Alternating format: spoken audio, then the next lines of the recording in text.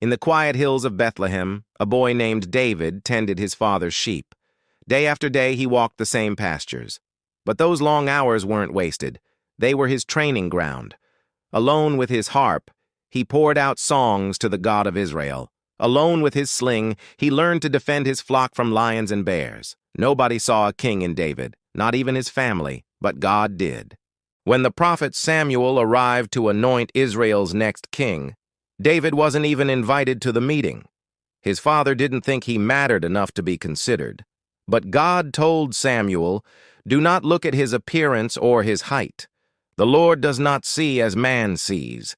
Man looks at the outward appearance, but the Lord looks at the heart." And in front of his shocked family, the forgotten shepherd boy was chosen. Soon after, Israel trembled under the taunts of a Philistine giant named Goliath.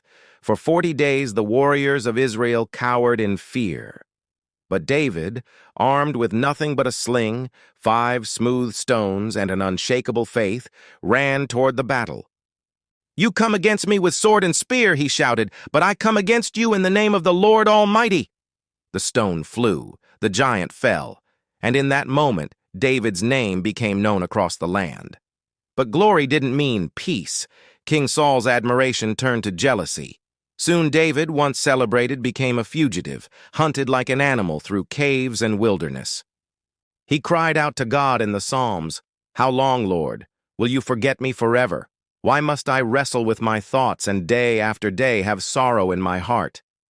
Yet even in the darkness, David clung to hope. "The Lord is my shepherd, I shall not want." And in time, the boy who once carried a sling now wore a crown. David became king of Israel.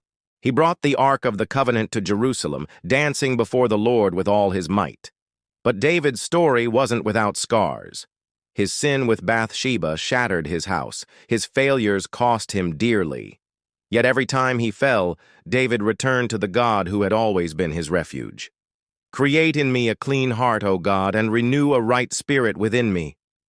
David was a shepherd, a warrior, a king, a poet, a sinner. But most of all, he was a man after God's own heart. And his story reminds us, God doesn't choose the qualified. He qualifies the chosen. He lifts up the overlooked, and he redeems even the broken who dare to return to him. Follow for more Bible stories and prayers.